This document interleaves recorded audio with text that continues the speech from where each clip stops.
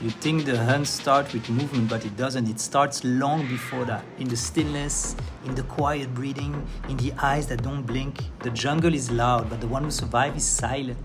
No rushing through the trees, no wasted steps, no unnecessary sound, just waiting, watching, feeling the exact seconds when everything aligns.